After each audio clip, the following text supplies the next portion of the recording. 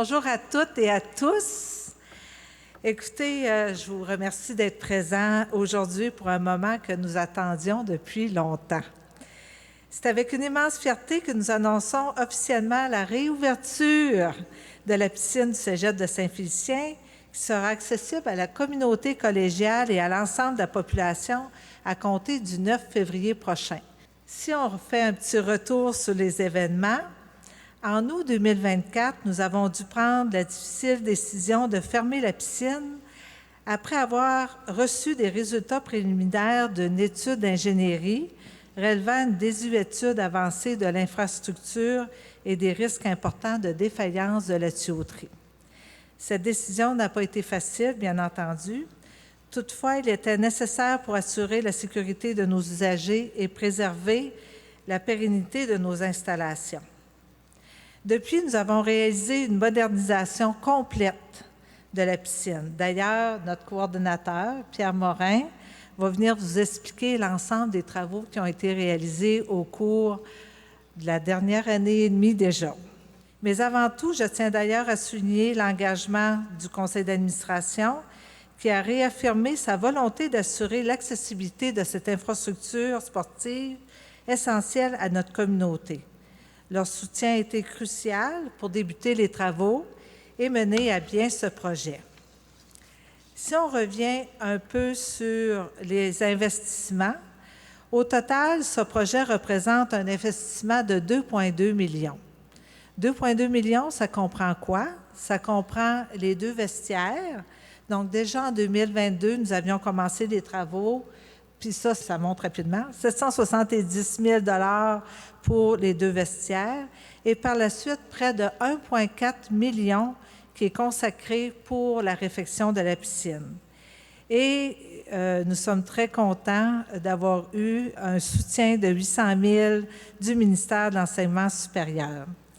Je tiens à remercier chaleureusement notre nouvelle ministre, Mme Martine Biron, dont le soutien a été déterminant pour la réalisation de ce projet, mais également Mme Guillemette, notre députée, qui a été d'une grande aide dans la recherche de financement. Merci, Mme Guillemette. Nous profitons de l'occasion pour vous présenter une œuvre d'art qui est installée à la Paleste, donc en arrière de nos gens. Elle s'intitule « La baignade de l'artiste Jordi Bonnet », qui est offerte par M. Georges Laberge de Saint-Félicien. Cette œuvre vient enrichir l'expérience des usagers et renforcer le lien entre la culture, le sport et la communauté, une valeur chère du Cégep de Saint-Félicien. Je tiens à souligner avec plaisir la présence de Mme Jocelyne Gastonguay, Mme Gastonguay qui est juste là avec nous, l'épouse de M. Laberge, ainsi que leur petite fille Naëla, qui enseigne en technique du milieu naturel ici même au Cégep. Nous sommes vraiment heureux de vous accueillir aujourd'hui parmi nous. J'aimerais aussi saluer leur fille Marie-Claude Laberge, qui, même si elle n'est pas avec nous, enseigne dans le département des langues au Cégep de Saint-Félicien depuis de nombreuses années et fait partie intégrante de notre grande famille collégiale du Cégep de Saint-Félicien. Aujourd'hui, nous sommes rassemblés sur le bord d'un bassin qui témoigne de notre engagement profond envers la qualité de vie de la population. Je remercie toutes les équipes professionnelles, administratives, techniques pour leur contribution à la réfection de la piscine, ainsi que les partenaires et les usagers qui ont fait preuve de patience pendant cette période de transition. Nous avons maintenant une piscine dont nous pouvons être fiers, prête à accueillir nos étudiants, nos clubs sportifs, dont la formidable équipe des Kioki, qui sont ici avec nous, et les citoyens de la région pour encore peut-être au moins un bon 50 ans. On l'espère. Sans plus tarder, j'inviterai M. Pierre Morin à venir nous parler des modalités techniques. Donc, qu'est-ce qui a été fait au cours de cette dernière année et demie? Bonjour tout le monde. On va commencer un peu avec l'historique du début du chantier. On a arrêté la piscine en juin 2024. On a eu notre bilan santé au mois d'août 2024, nous disant qu'il fallait la fermer pour des risques structurels et on en passe. On a commencé l'ingénierie et l'architecture avec la firme RTSH et la firme BPA. On a débuté au début octobre 2024, puis on vient de terminer la phase mise en service présentement. Pendant ces travaux-là, il ne faut pas oublier que tout le monde qui travaille, nos manœuvres, nos concierges, nos ouvriers, ont tous amené leur savoir-faire, leurs compétences pour faire un beau ménage. Autrement dit, il fallait savoir c'était quoi l'envergure des travaux qu'on devait faire. Il fallait connaître notre bâtiment. Les gens ont passé des journées de temps à nettoyer à l'acide les planchers, etc., le fond de la piscine. Le sous-sol, on a fait du ménage à grandeur, installé la lumière, etc. Les travaux de l'entrepreneur ont débuté en juillet 2025. Vous voyez là, on est rendu en février 2026. Ça a duré pas tout à fait 6 mois comme travaux. Mais on a fait 1 an de travaux préparatoires en amont pour justement libérer le plus possible de choses qui coûtent cher à donner à un entrepreneur général. On est allé en sous-traitance pour la peinture des murs, nettoyer tous les murs en premier. On a fait un appel d'offres pour ça. L'électricité, on a donné un appel d'offres pour le remplacement des lumières, autant dans les gradins qu'ici au-dessus de nous. Le système de son, on l'a installé en amont du projet. Les haut-parleurs dans la piscine, ça maintenant, sont fonctionnels, on les a remplacés en amont. Le sous-sol, on a tout enlevé les vieilles composantes qui ne servaient plus, justement pour avoir un juste coût dans notre appel d'offres avec l'entrepreneur général. Fait qu'on a travaillé une bonne année. En parallèle, avec la firme d'architectes, d'ingénieurs, on construisait notre ingénierie. On allait voir ailleurs qu'est-ce qui se passait. Comment qu'une nouvelle piscine maintenant pouvait fonctionner. Qu'est-ce qu'on peut ajouter de nouveau. On a fait des petits clins d'œil. On a ajouté, avant ça, juste un petit exemple. Les séparateurs de piscine étaient accrochés après les murs. On s'est inspiré à Roberval et à Dolbeau. Maintenant, vous voyez là-bas, là, il y a une chose blanche. C'est pour le stocker sous le plancher. Fait qu'il n'y a plus rien d'apparent. Toutes sortes de petites améliorations qu'on est allé chercher à gauche et à droite, puis on s'est fait encadrer par les plans et devis, la firme d'architectes ATSH, puis BPA. Bon, en mécanique, la liste est longue. Je ne résumerai pas 1 an et demi de travaux en 5 minutes. Je veux juste vous dire qu'on a pensé des petits clins d'œil de même. En haut, ça sentait le clair dans le laboratoire des sciences. Qu'est-ce qu'on a fait en amont? On a défait les plafonds suspendus. On a rendu le mur étanche à l'uréthane pour justement faire une barrière pour plus qu'il y ait d'odeur. Vous voyez, au-dessus de la porte là, c'est simple, mais c'est un détecteur de pression. Un senseur qui détecte la pression entre le bâtiment ici puis le corridor. Il y en a un autre dans le corridor. Ça nous permet de voir qu'on est toujours en pression négative ici pour ne plus avoir d'odeur de chlore qui se transperce dans les autres bâtiments. On avait déjà le système d'intelligence limotique dans le bâtiment. On a rajouté plus de 55 points de contrôle justement pour mettre la piscine le plus automatisée possible. Je le sais, quand il y a eu un certain temps, il a fallu que j'opère la piscine dans le sous-sol, puis je voyais que les systèmes de chlore à pastilles, c'était un travail sans relâche, puis dangereux aussi pour la santé des travailleurs. Fait qu'on est allé s'inspirer encore une fois, on est allé mettre un système de chlore liquide. Fait que là, on venait d'éliminer plein de manipulations pour tous les gens. On a mis un beau système de ventilation neuf dans le sous-sol. Vous savez, hein, il y a eu un travail de moine qui a été fait.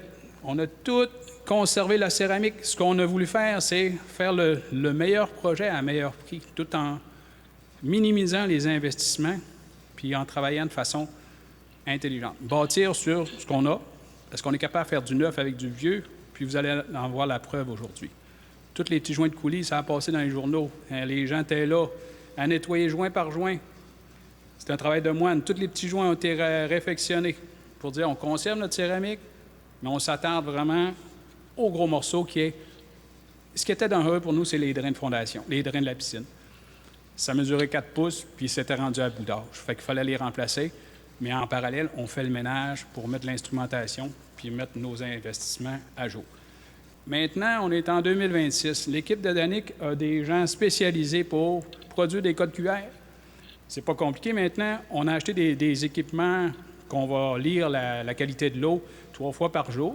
Sauf que là, il n'y aura plus de documents papier. Ça va tout être scan le code QR, c'est compiler des questions parfaites. Nous, c'est centralisé dans nos informations, autant nos ouvriers qui font l'entretien de la piscine 3 fois par jour que les gens, les sauveteurs qui viennent faire l'entretien puis ils viennent faire leur cours.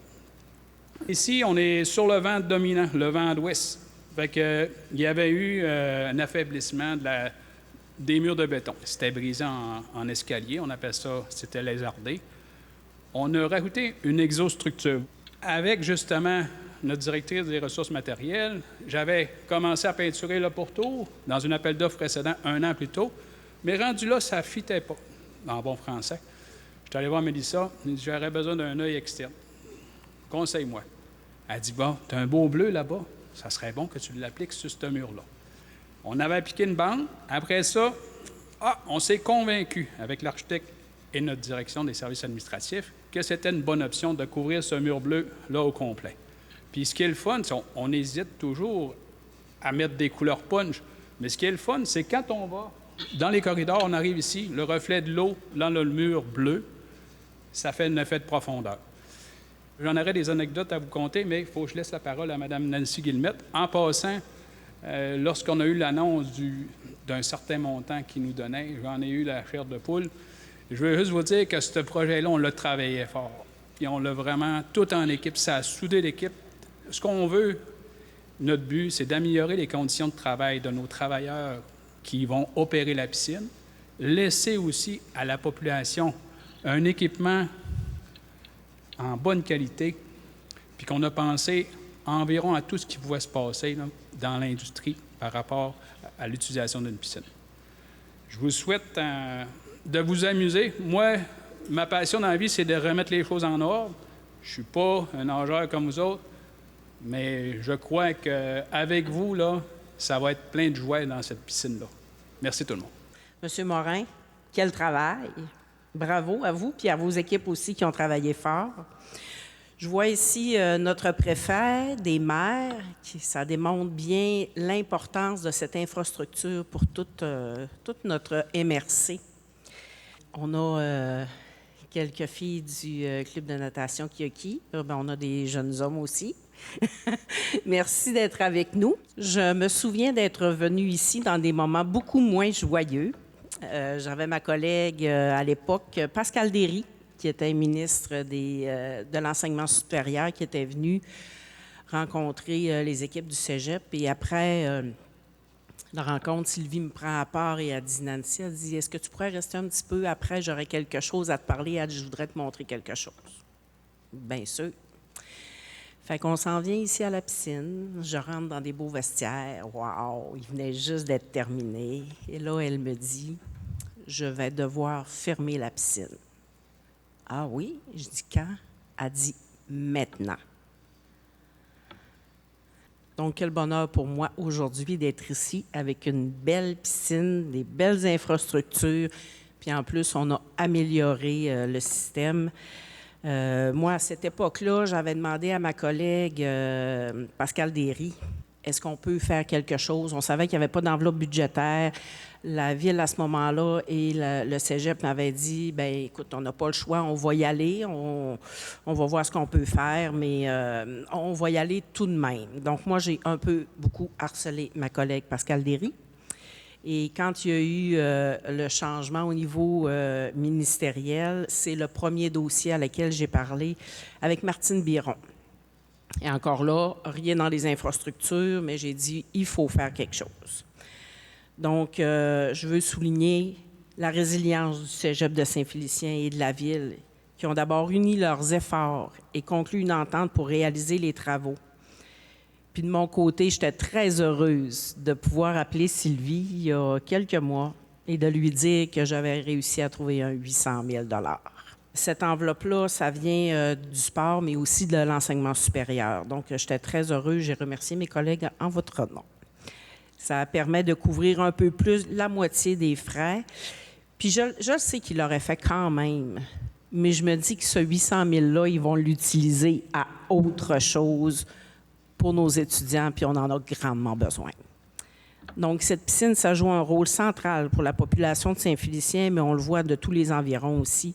C'est un lieu d'apprentissage, un espace d'activité physique pour les familles, un point de rassemblement important pour beaucoup d'organismes communautaires également et toute la communauté. Je suis très heureuse que nous puissions confirmer cet appui financier et permettre à la population de retrouver l'accès à cette infrastructure dont on avait grandement besoin. Quand un besoin essentiel est soulevé dans notre milieu, c'est mon devoir de le défendre jusqu'au bout. Des fois, ça donne des résultats, des fois pas. Et dans ce cas-là, ça a donné un beau résultat. On se mobilise tout le monde ensemble avec nos élus. On trouve des solutions concrètes. Puis cette réouverture, c'en est un bel exemple. Donc, merci à tous les partenaires, M. Morin et son équipe en particulier, pour ce beau projet. Et profitez-en bien, les jeunes, c'est pour vous. Pour conclure ce point de presse, j'inviterai M. Pierre, Mme Guillemette à me rejoindre pour la coupe symbolique d'un ruban afin de souligner la réouverture de la piscine et la prise de photos, juste ici.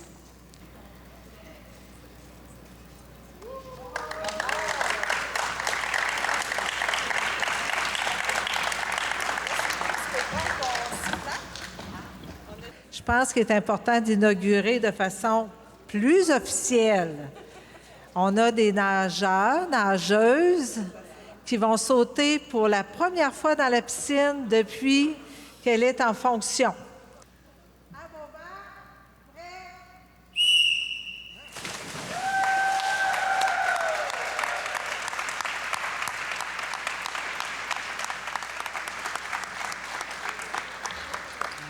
Merci à tout le monde.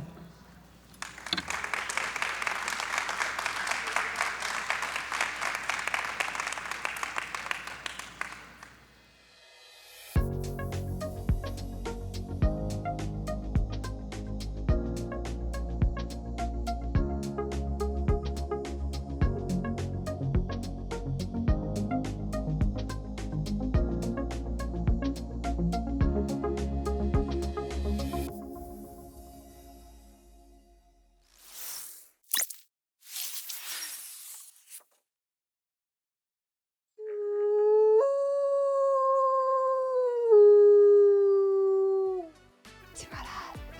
Ils sont à côté. Ah, ouh.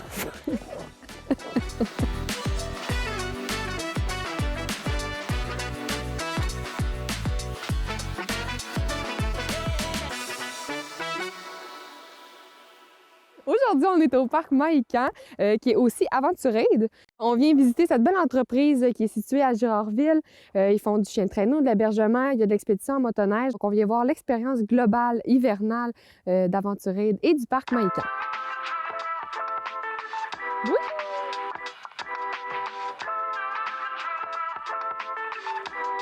C'est magnifique, totalement magnifique. Imagine un petit bébé. Oh, ça doit trop être cute.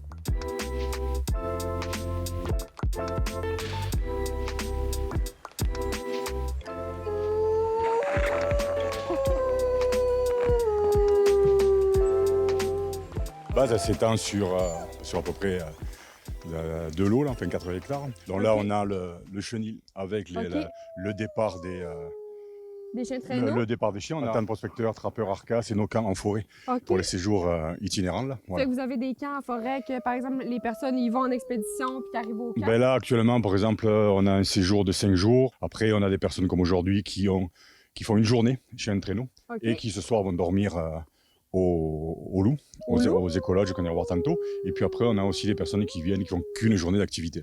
Ou chien, ou motoneige, ou l'activité coureur des bois, donc une activité avec les loups.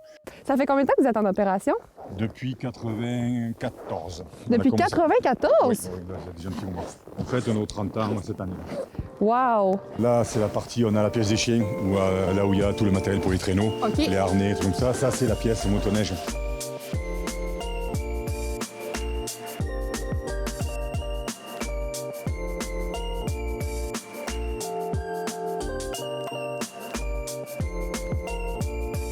Quelqu'un qui a zéro équipement, vous avez tout. Oui, les bottes, on les fournit de façon systématique. Parce qu'autant pour faire du chien de traîneau, il y a des personnes qui peuvent avoir ce qu'il faut quand tu fais du ski ou autre au niveau activité. Là.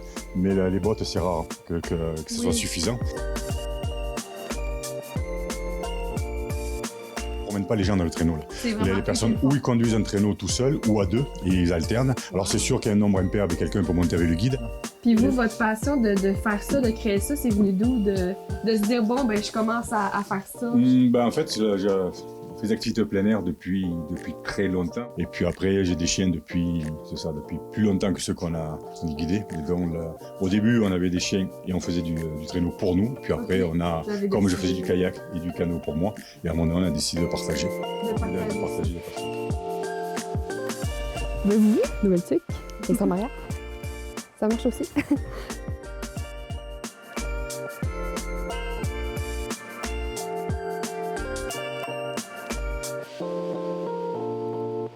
Aventurette, c'est l'entreprise. Et puis avec le parc Maïcan, ça en fait partie, mais c'est la partie juste centre d'observation des loups. Oh. Voilà, mais c'est la même structure. Fait que l'entreprise, c'est Aventurette, puis le parc Maïcan, c'est le côté des loups. C'est le côté des loups. Parfait, voilà. On va démystifier ça, la différence entre les deux. Voilà, Maïcan, parce que ça veut dire loup en inou. Oui. L'objectif là, c'est pas simplement de voir des loups, c'est de voir des loups avec un comportement le plus naturel possible. Donc, comme on va expliquer là-bas, qu'on va le voir, on reçoit pas beaucoup de personnes à la fois, et ça permet d'avoir une approche, une immersion avec les loups plus intéressante. C'est plus la proximité qu'on a ici. Ouais, on va aller voir ça. Merveilleux.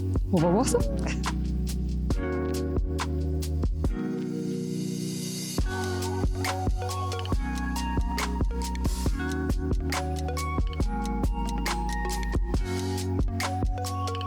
Et donc là, ici, on est dans le parc. Comme on disait, l'objectif du parc, c'est ça, c'est d'avoir une approche.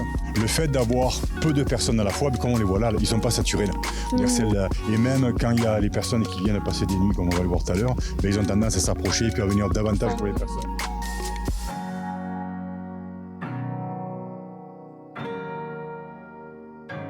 C'est tellement beau comme animal. Vous êtes bien gentil de venir nous voir. Allô!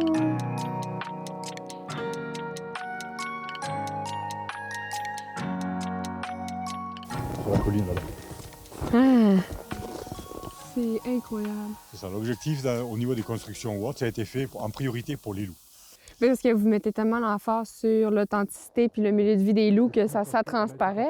Le parc à lui-même, si on s'était qu'avec les visites, il ne s'autofinancerait pas là. Si on n'avait pas les activités à côté, donc là, on est capable de faire ça. C'est-à-dire, c'est quelqu'un qui voudra avoir le même parc en ayant peu de visiteurs comme on a. S'il n'y a pas les activités à côté qui permettent... C'est pas possible. C'est pas possible. C'est pas possible. Ah, il se promène, hein? Tu le vois qu'on... Ah oui, non, c'est... Bien.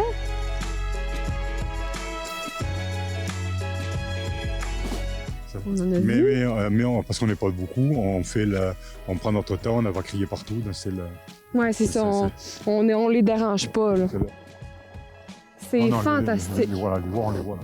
Vous avez vraiment construit quelque chose d'incroyable.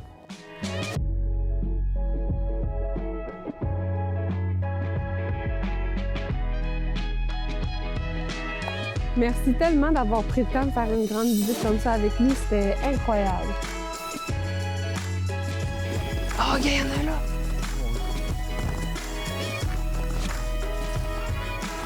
J'ai la chance de pouvoir finir ce beau Vox Pop entouré de loups. Je parle pas fort parce que justement, il faut faire attention. On a vécu une expérience vraiment incroyable. Ça a été tellement intéressant. C'est vraiment une belle entreprise qui met l'emphase sur la nature, sur l'authenticité, puis surtout sur la santé de ces animaux. C'est incroyable. C'est une expérience à vivre. On a vraiment de la chance d'avoir ça là, dans notre belle MRC, une belle entreprise comme ça.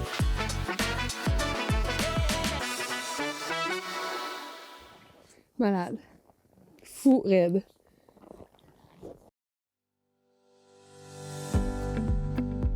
Moi, au niveau de l'association, dans le fond, je me trouve être président de l'association baseball mineur de Dolbeau-Mistassini. Donc, je fais partie de l'équipe. Donc, là, des quelques parents là, qui étaient là initialement là, pour redémarrer le baseball à Dolbeau-Mistassini. Nous, on est une équipe d'environ présentement une dizaine d'entraîneurs qui entraînent les jeunes là, à tous les mercredis et à tous les jeudis, donc pendant tout l'été. On se fait aider par quelques parents aussi là, dans certaines catégories. Là, quand ils voient sur le terrain, des fois qu'il y a un entraîneur qui est absent pour X raisons, les parents viennent nous aider. Ils viennent encourager les jeunes, faire la gestion des bancs aussi. Donc, on travaille avec cette équipe-là. Puis on a aussi des gens en arrière-plan, si on veut, qu'on ne voit pas, puis qui nous aident. Mon implication bénévole à l'association du baseball, c'est premièrement, je suis sur le comité organisateur. Dans le fond, l'OBNL qu'on a créé pour l'association du baseball de Dolbeau-Mistassini. Je suis sur le comité. Puis en même temps, je suis coach de la catégorie U11. J'ai commencé à m'impliquer à ce niveau-là. Quand je suis venu demeurer à Dolbeau-Mistassini, mon garçon, il avait 5 ans. Donc, c'est à ce moment-là que j'ai commencé à m'impliquer dans le baseball. Arrive la COVID, donc le baseball a arrêté, bien entendu. On ne pouvait plus aller sur le terrain pour pratiquer. Puis une fois que la COVID a été terminée, on n'avait pas entendu parler nécessairement qu'il allait avoir une relance du baseball. Donc, à ce moment-là, j'avais pris un peu l'initiative de contacter Paul Morel, qui est notre personne ressource là, au niveau des loisirs là, pour nous aider dans ces choses-là. Puis il y avait déjà un groupe de parents qui s'était manifesté à ce moment-là aussi pour redémarrer le baseball. Donc, on s'est tout mis ensemble là, pour redémarrer ça. Donc, d'où l'importance du bénévolat. Hein? Donc, on était une équipe de parents bénévoles qui avaient le goût de s'impliquer. Bien, je m'implique parce que le sport, c'est important pour moi. Puis, je veux transmettre ma passion du sport aux jeunes. C'est la raison première, là, c'est d'offrir des services. C'est pas tous les jeunes qui veulent faire le même sport. Fait que, en ramenant le baseball à Dolbeau-Mistassini, ça donne une option de plus à des jeunes c'est un sport vraiment différent des autres. Fait que des fois, ça peut donner une option de plus à des jeunes qui voudraient l'essayer. C'est grâce au bénévolat qu'on recommence des choses comme ça, qu'on lève des projets aussi. Veux pas. C'est beaucoup de temps, c'est beaucoup d'investissement de temps, mais c'est beaucoup aussi de coûts autour de tout ça. Là, on se le cachera pas. Là, quand on parle d'uniforme, on a eu des partenaires là, qui se sont impliqués avec nous autres pour ça. Fait que si c'était pas de ces choses-là, ça pourrait pas grandir. Puis le bénévolat est bien important parce que c'est vraiment une ressource qui est importante en termes de temps d'implication. Si tu n'as pas d'implication bénévole, on peut pas... il faudrait charger des prix exorbitants pour faire la pratique des sports. Fait que ça prend du monde passionné. Puis ça prend... L'implication bénévole est primordiale parce que sinon, toutes ces associations-là, ces sports-là, ça tient sur le bénévolat. Si on n'aurait pas du bénévolat dans des choses comme ça, c'est pas nécessairement tous les projets ou ce genre de projet-là qui réussiraient à grandir où ce qu'on est rendu aujourd'hui. Des fois, on pense qu'on n'a peut-être pas les aptitudes ou les capacités, mais tout le monde peut aider. Il va y avoir des leaders qui vont aider ceux qui sont prêts à s'impliquer bénévolement. Essayez-vous, puis demandez, puis on peut toujours mettre l'épaule à la roue, comme on dit.